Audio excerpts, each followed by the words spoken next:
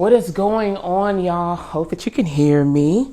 I know I'm a little far back, but just so you can see the movements that we're about to do and some stuff to talk about. So yesterday I asked you guys on a poll, what did you want to learn about? Because I've been dealing with a lot of shoulder knots in practice this week. So I want to give you some tips that I give my in-person clients and how to help relieve their shoulder knots and start progressing them to do like things that they want to do throughout their life. So I'm going to give you 3 particular ways. I do have some movements coming at the end, but those are not the 3 ways. I've given you some other actionable steps that you can start to integrate in your day to day. Okay, so hey everyone. Hey doc.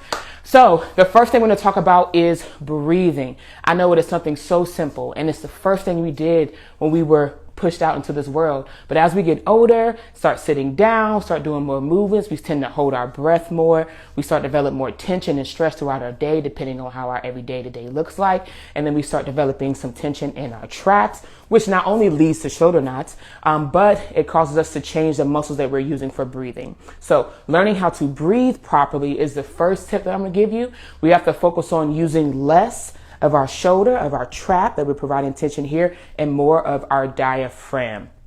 For those who have been following this page for a while, you know I'm constantly talking about breathing, and the number one exercise that I give my clients when it comes for practicing and learning how to diaphragmatic breathe is that 90-90 position on their back. So that's something on my page that I'm not going to get into today, but that's something you want to look at. You want an exercise to know where to start with breathing. Check out the page and you can find that 90-90 diaphragmatic breathing video. So breathing is the number one thing because we start to breathe here and not here. That's what causes those shoulder knots because we're not using the correct muscles. So start with the first thing, which is breathing. If you want to learn more and more in depth about breathing, I definitely put out a podcast. Well, if you don't know, I started a podcast literally this month, and the second episode talks about why breathing is important. So check that out on Apple Podcasts, and you can learn more into why we got to learn how to breathe, because if we're not breathing properly, then anything else we put on top of that will not be good. All right. So second tip is your posture. Now, I will say there is no perfect posture. And this is something that I tell my clients. You could sit in that ideal posture, you know, hip at 90, knee at 90, elbows here, head back, shoulders rolled back for 8 hours straight, because that's the perfect posture that you've heard about, right? But regardless, I'm telling you, you're still going to be stiff or in pain or experiencing some tension at the end of your workday. And the reason why is because our body does not like being stagnant for so long. It needs to move. We need to get more blood flowing, juices flowing, just things moving more. So even if you sit in that posture, that perfect posture, you're still going to experience tension and pain. All right. But what I can say is as we start to train those muscles, then our posture looks different. We have to pay attention to how we're sitting, regardless if you're at work, regardless if this is just how you're sitting while you're out at dinner.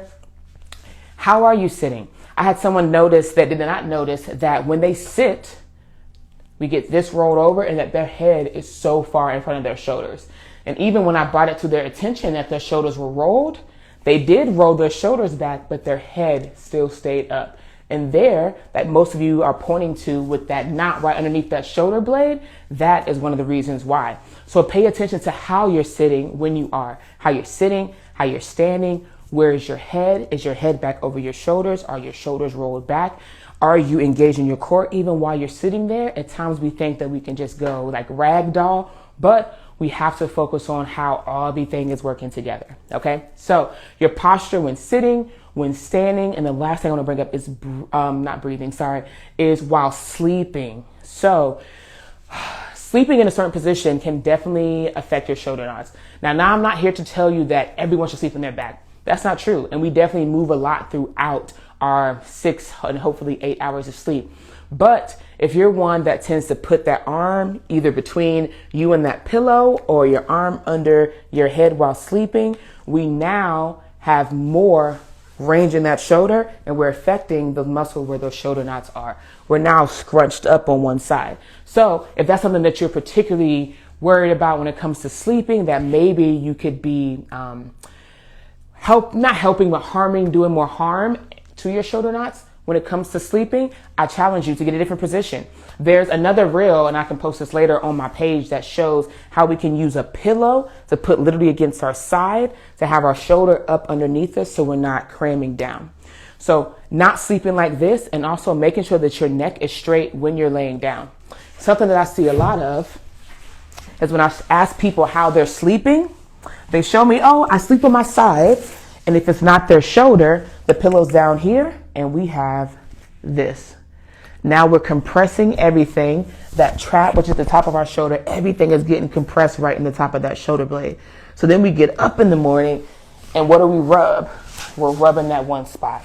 So make sure that you are laying with your neck level, and that's a different posture. And make sure you're paying attention to these postures and more awareness when you're sleeping, sitting, or standing.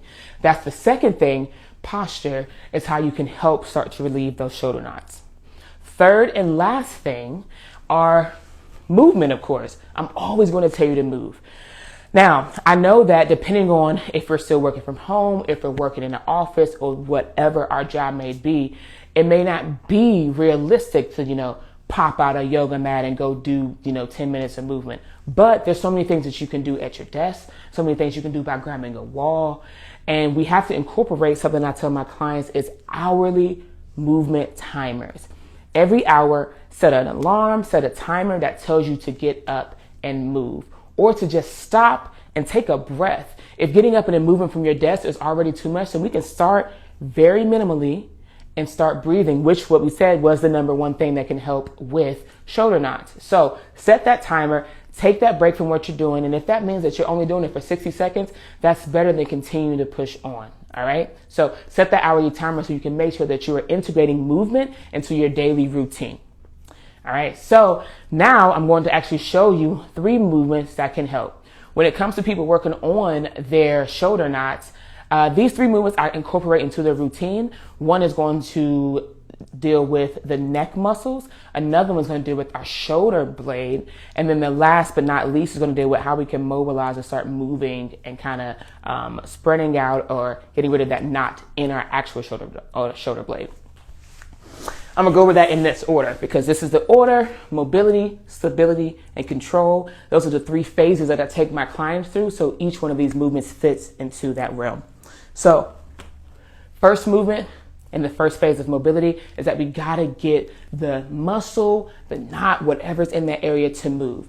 So the best way to do that for yourself at home is we have 2 options. There's a peanut here that is essentially like 2 tennis balls or 2 lacrosse balls taped. Therefore, your spine can go right in between that. That's something I like to use in my upper back. But what I'm going to show you, which most of you most likely have, is a lacrosse ball. So I want you to find that knot that you have been trying to dig out. You've probably tried a lacrosse ball and rolling against the floor or the door, and this is something we're not going to do. We're actually going to pin that muscle down, and then we're going to move that trap or that muscle around it. Our trap is fucking huge. It starts at the top of our neck and goes all the way down to like our mid to lower back. So just think about that when we're making different movements that you can make and still feel that stretching happening at your trap. So grab a ball, find that spot. I'm going to go up against the wall just because it's easier for y'all to see me. So I going to find the spot on my left shoulder blade. I'm going to pin that ball down. So right now you should feel that ball between like your spine to those bones going down the center of your back and your shoulder blade. With your arm, we're going to do multiple things. So you can bring your arm across. Realize that the rest of my body isn't rolling. I've pinned that muscle down. I brought my arm across to get that shoulder blade out the way. You can bring your arm up. You can bring it out. Honestly, I challenge you to just explore different movements and see what you most likely will feel, how it feels to just move your arm around that arch. So this is the first movement, mobility, getting more blood flow and relieving that tension and those knots in that blade with the lacrosse ball.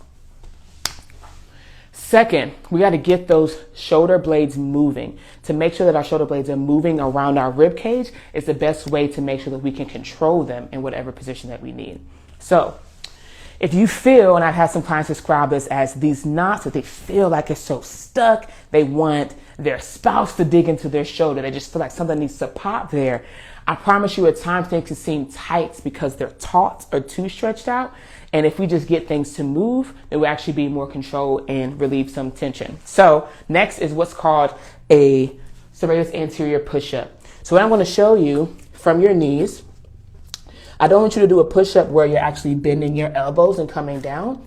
The goal is to keep your elbows straight. And what you're going to do is drop your chest down to the floor, bringing those shoulder blades down and back and together, and then back up. So you're going to be dropping down and then back up. So that is a push-up that I want you to do. And the biggest thing there is learning how to move your shoulder blades around your rib cage. And if you can move them better, which means you can engage them better, so it's another way we can start making more strength, more gains in our upper back when it comes to that shoulder knot. Last but not least, we have to involve our neck. We can't address the shoulder without addressing the neck because, as I mentioned before, that trap, that big ass muscle that causes that tension, that causes that shoulder knots, goes from the top of our neck down into our mid-lower back. All right, so we're going to do what I like to call chin retractions, aka training your neck to double chin. When we mentioned earlier about how some people have a lot more head carriage, which has just come from us working, us on our phone, and yeah, we focus on rolling our shoulders back, but if our neck is still out here, these muscles, that trap that attaches down into our shoulder blade is still taut, it's still stretched out. So grab a band, something we can offer a little bit of resistance. Our goal, pay attention to my neck, is I don't want us to go down. That's not what I'm looking at. I want you to think about translating or moving back. So my chin, and at times I give a cue with 2 fingers on my chin, is to move back. So this is the motion we're going to be making. And we're going to do that with the band. So take a resistance band, add it behind your neck. And from here, I'm going to start purposely so that my head is far out. All the work that we've done with learning how to control those scapula, this is the time we integrate that. So now my core is engaged. My shoulders are back. If you didn't see that, I'm bringing my shoulders back. And now I'm going to bring my head back with me. So double chin, hold for 3 to 5 seconds, and relax. Double chin, hold to 3 to 5 seconds, and relax. Helping those neck muscles in the front start to do their job will help the trap, which is causing these shoulder knots, not to feel like it has to do everybody else's job. So there's 3 movements using the lacrosse ball to help mobilize that knot, get the trap specifically to get moving underneath it. We have the scap push-ups in order to get those shoulder blades under more control and get them moving around the rib cage. And last but not least, we have chin retractions or double chin. So we start to train how to bring our ears back over our shoulders. I hope that you found all of this information super valuable. Just to recap, the 3 ways it's going to help you relieve those shoulder knots are 1, breathing, 2, your posture, and 3, movement. I want to make sure that I post this on the page, so even those who are following the replay, thank you so much for joining in. If any of you have any questions, comments, concerns, you want to rap about it, my DMs are always open to chat about this, okay? I hope you guys enjoy the rest of your Friday. Have a good day.